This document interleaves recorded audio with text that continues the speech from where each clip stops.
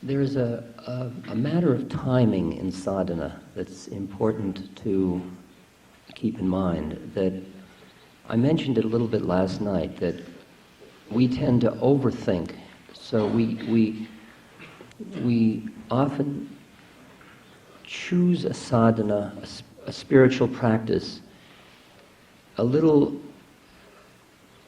before its time, or before it chooses us, before the marriage works, and we find ourselves in this ought and should predicament where you start out with great love, and within a little while it's, oh my God, I got to do my practice, and it's like another thing like washing the dishes. And certainly there is value in doing a practice regularly every day, even when you don't want to do it. Because, especially in meditation practice, because in meditation practice, the not wanting to do it is as much grist for the mill of meditation as wanting to do it. It all is stuff you can work with your mind. That's very beautiful. But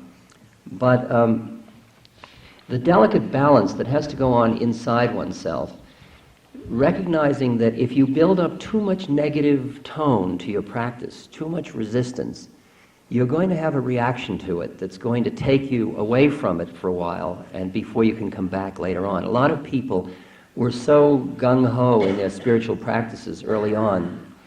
I remember in the early 70s that you'd find them 5 years later at the local bars drinking beer and watching television, and talking about how they used to do spiritual practices and how they fell off the path. Now, it isn't really falling off the path, it's just another part of the path, as I said last night. But part of that violent reaction was because of in a way, the impurities with which they did it in the first place. So, my usually guidance is to go slow, is to not get too gung-ho. Don't figure you're going to get enlightened yesterday. Relax. Yesterday.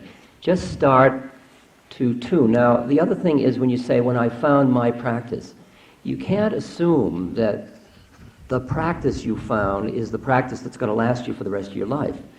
Because who found that practice is in the course of the practice going to change into somebody else. And so the practice that was appropriate for the person initially may not be appropriate for you a little way down the line. So you've got to keep staying open. So you hear all these delicate balances that are going on in you. One is the value of deepening a practice. Like Swami Satchidananda once was criticizing me for being such an eclectic dilettante, and he said, well, you see, he said, you can't just go around digging shallow wells everywhere. You've got to dig a deep well so that you get fresh water. Which is just a metaphor that, I mean, and I could counter with, another metaphor that would be equally as sweet for the other argument. But when I watch people over time, what I see is that they start out quite eclectically, and then they get drawn into one practice quite deeply. And then when they come out the other end, like Ramakrishna, then they can do all practices and they're all the same practice. Right? So it's like a funnel. It goes in and then it goes out again, or this way, I guess, more appropriate. So my answer is that you go gently. Gurdjieff said an interesting thing. He said that, he was a Russian philosopher, and he said that an alarm clock that'll wake you up one moment, you can sleep right through later on. And he said you need to keep finding new alarm clocks to awaken you, because you can have something that awakens you out of your sleepwalking of normal waking consciousness, and it works one moment, like something you read, and a moment later you're reading it and you're busy planning your shopping list while you're reading it. I mean, you've gone completely to sleep in the process of doing it. So all of these are merely variables that you have to keep in mind as you're proceeding with your practice. And in terms of the question of discipline, you've got to work very gently with pressing against it, right effort without turning it into a neurotic achievement game, which we in the West are masters of. We can take something that would be joyful, like I'm going to drive to New Mexico. And within a little while it's, oh my God, we didn't make enough time today, we've got to go faster. And you take the whole thing that's beautiful and turn it into a hell realm. And so, now maybe none of you have done that. To me, that's a very familiar thing, of doing that kind of thing, of taking something that is quite delightful. And when you stop and reflect about it, you can take most things in life and turn them back the other way. You can turn them back into, wow, I'm driving in traffic, instead of, oh God, the traffic. You can just keep flipping your consciousness. You learn how to play with that. Well, the same with spiritual practice. You can keep reinvesting it. And my suggestion is that you have a regular time each day for your practice. And that you say, in effect, I am dedicating this I'm spending so much time brushing my teeth. I'm spending so much time going to the toilet. I'm spending so much time feeding my body. I am spending so much time feeding my spirit, awakening into my soul. This is what I'm doing. And this is a time that is sacred. And it's not a time when the telephone can ring, and it's not a time when people can call you. It's a time where you respect your practice enough to say to the people around you, this is my practice time. Now, when you have young children, you can't do that because they can't understand that, so you may have to do that before they get up, which is quite early sometimes. So maybe it's 4 o'clock, and then you take a nap later in the day when they can interrupt your nap.